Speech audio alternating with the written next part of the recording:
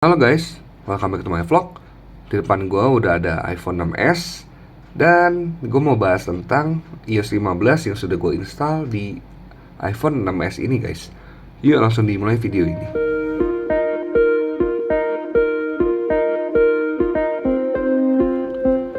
Seperti yang kalian semua tahu, untuk iPhone 6s ini tuh udah bisa dibilang sangat jadul ya.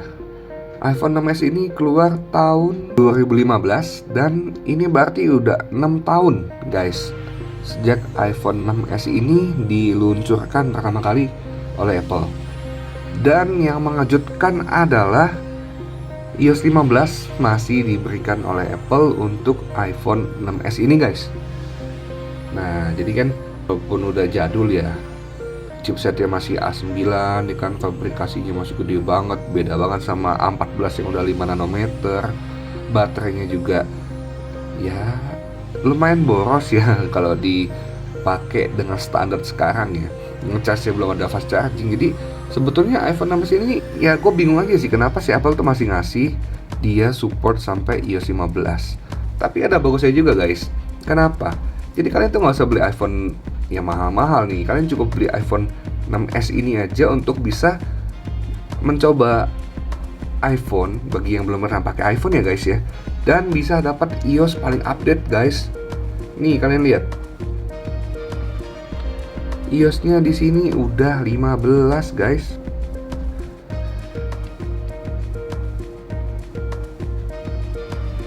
Gak nyangka loh.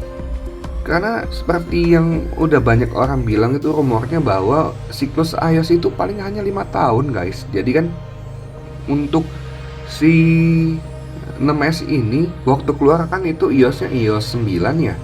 Kalau 5 tahun berarti kan iOS 14. Udah 5 tahun tuh, udah ada 5 kali naik iOS. Dan ternyata untuk kali ini Apple tuh baik hati. Untuk iPhone 6s dan 6s Plus dan juga untuk SE generasi pertama itu masih dapat. Jadi 6 tahun nih dukungannya, 6 kali naik upgrade iOS. Amazing banget untuk si kecil mungil ini nih guys. Nah tapi apakah enak untuk digunakan untuk si iOS 15 ini di iPhone 6s? Nah itu yang mau gue share ke kalian. Gimana sih setelah gue gunakan 1-2 hari menggunakan iOS 15 di 6s ini guys. Yang pertama gue membahas itu performance si iPhone 6s nya ini ya guys. Gue nggak tahu ini cuma di unit gue aja atau ini karena masih iOS 15 developer beta atau yang betul-betul iOS 15 masih pertama banget. Itu kalau kalian perhatiin nih ya, nih gue geser. Kalian lihat gak tuh? Ada delay loh. Kayak patah sedikit itu, gak smooth. Padahal waktu kemarin pas masih di iOS 14 itu gak ada tuh kayak begini guys.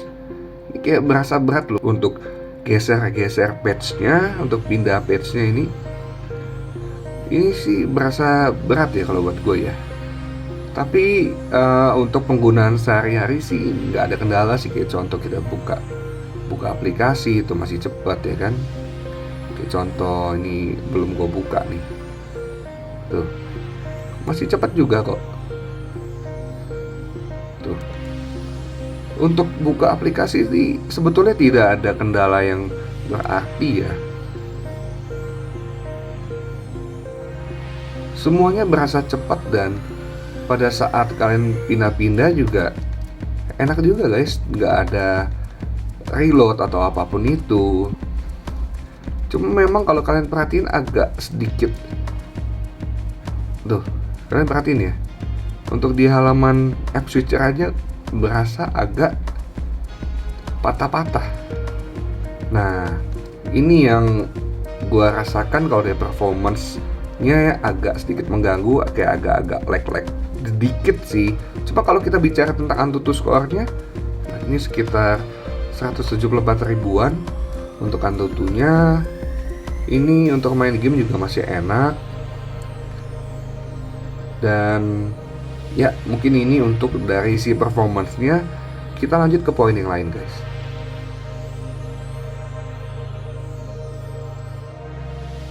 poin selanjutnya yang akan gue bahas adalah beberapa perbedaan yang gue temukan ya guys. Untuk pertama yang jelas banget begitu handphone ini nyala adalah widgetnya ada sedikit yang berubah nih di sini. Kalender ini harusnya nggak seperti ini sebelumnya. Kalau kalian pengguna iOS 14, kalau kalian menggunakan widget yang seperti ini, kalian pasti tahu dulunya itu di sini tuh tanggal harinya, sebelah sininya itu adalah tanggal bulanannya. Maksud tanggal bulanan tuh ya tanggal 1 sampai akhir bulan lah, 30, 31. Tapi begitu handphone ini habis gua naikin iOS 15 nyala dan langsung beda kayak gini nih guys. Lalu gua langsung inisiatif untuk coba cek widgetnya. Ada beberapa yang beda sih yang gua temukan ya. Kayak contoh nah ini di kalender dulu deh. Sebelumnya kalau widget yang cuma hanya sekotak sekecil ini kan itu adalah muncul tanggal hari ini aja ya. Tapi sekarang berubah jadi tanggal sebulan seperti ini guys. Nah ini kayak gini. Kemudian nah ini tadi gue bilang jadi beda kayak gini ya. Dan ini beda juga sih. Gue gak ingat sebelumnya ada kayak begini. Kemudian untuk di clock, nah di sini ada city-nya nih sekarang. Ini Coop itu yang kotanya asalnya itulah si Apple itu. Ada word clock. Nah, kemudian apalagi yang beda ya? Ini ada yang sleep ini nih guys. Ini gua rasa sebelumnya nggak ada. Gue nggak inget sih pernah ada widget sleep ini. Ini untuk munculin data tidur kalian sih. Nah itu sih kalau dari sisi widgetnya ya guys. Kalau untuk sisi di dalam setting tampilannya, kalau kalian perhatiin di sini, menu-menunya di sini berubah sih, lebih agak mengotak jadinya ya. Kalau dulu kan betul-betul full ujung ke ujung, tapi ini lebih ada bentuknya, jadi lebih cantik. Dan icon-iconik kayaknya berasa lebih besar nih kalau gua lihat ya, seingat gua. Kemudian apalagi ya? Oh, notifikasi. Notifikasi ada yang namanya upcoming. Jadi kalau upcoming itu ya kan misalnya di sini ada your morning summary. Jadi di notifikasi itu ada penyetingan baru ya guys. Kita masuk ke notifikasi.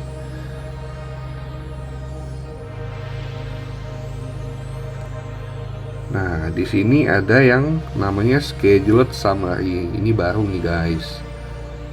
Nah, di sini kan bisa atur sih mau dimunculin summary jadi berapa kali sehari, dan kalian bisa atur apa aja yang mau di summary by iOS yang langsung ya. Jadi maksudnya summary ini adalah notifikasi yang masuk itu kalian bisa setting di sini, kalian bisa pilih mana yang menjadi prioritas kalian untuk kalian tahu notifikasinya. Seperti itu guys. Dan dia akan dikelompokkan jadi satu sih. Kan kayak gini your night summary, dia cuma muncul seperti ini. Tuh, dikelompokkan jadi satu dia. Dan kalau kita bicara notifikasi, kalian pasti notice deh. Untuk notifikasinya sendiri di sini bentuknya beda ya. Bedanya itu icon-iconnya jadi lebih besar guys, dan kayak lebih rapi gitu untuk dilihat ya.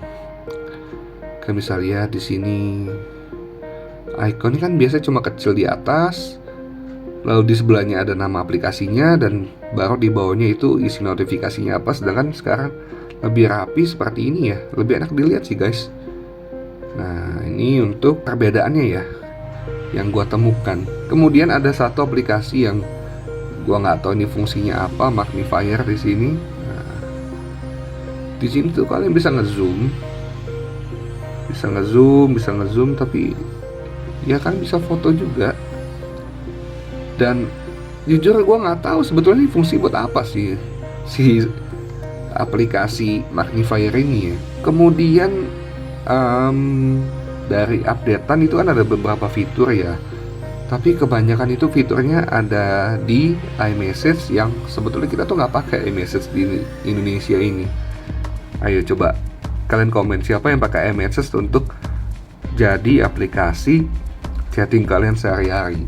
Pasti nggak ada, pasti banyak kan pakainya WhatsApp atau mungkin Telegram, betul nggak guys?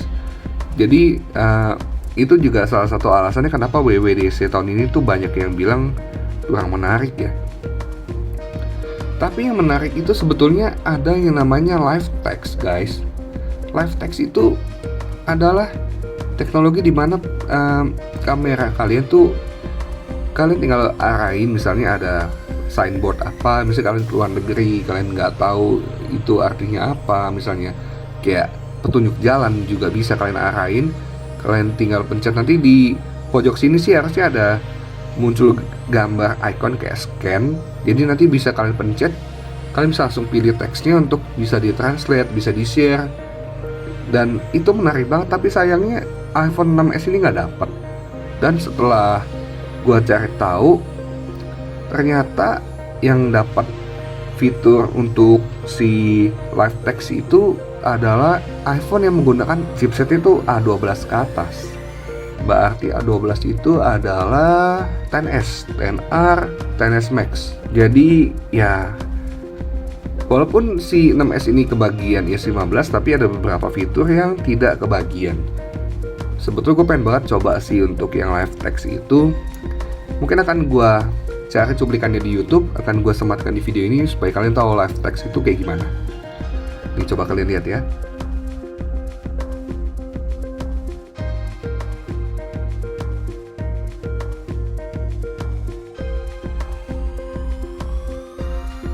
Gimana guys? Live text itu seru banget kan?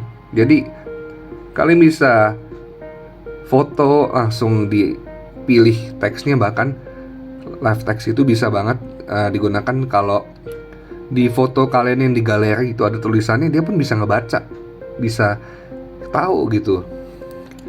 Ya mungkin karena juga gua pakainya iPhone 6s, jadi ya nggak bisa ngarep banyak ya. Yang penting gue bisa ngerasain kayak gini loh iOS 15. Bedanya apa, performance-nya gimana, itu juga gue udah lumayan senang bisa ngerasain. Jadi gue nggak perlu iPhone mahal, beli yang baru yang mahal. Cukup iPhone 6s ini udah bisa ngerasain iOS 15 guys. Mungkin sekian dulu nih yang gue bisa bagi ke kalian, kesan dan pesan gue untuk menggunakan iOS 15 ini yang baru 1-2 hari.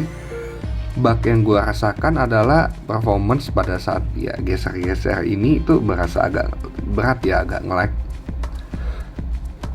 Balik lagi, gue nggak tahu ini di device gue doang atau mungkin teman-teman di luar sana ada yang juga pakai 6s, 6s Plus atau SE generasi pertama udah coba untuk update. Apakah kalian ngalamin seperti ini? Soalnya kalau kita nonton si Mas Indra yang iTech Live itu kan dia ngetes di iPhone 12-nya, 12 Pro dia ya. Itu nggak ada tuh nge-lag begini ya. Tapi kan balik lagi, yang dia gunakan adalah iPhone 12 Pro yang untuk bisa dibilang masih iPhone terbagus lah untuk sampai nanti ada iPhone 13 ya. Ini kan 6s sudah jadul banget ya guys ya. Oke, mungkin sekian dulu nih untuk video ini. Bagi teman-teman yang penasaran atau mungkin pengen coba cara install aplikasinya, kalian bisa nonton langsung di channelnya Mas Indra iTech Live, dijelasin caranya, jelas banget di sana. Dan karena gua di sini udah naik ke iOS 15, gua nggak bisa nunjukin caranya bagaimana. Cuma mungkin akan gua kasih linknya di deskripsi kalau kalian mau coba download.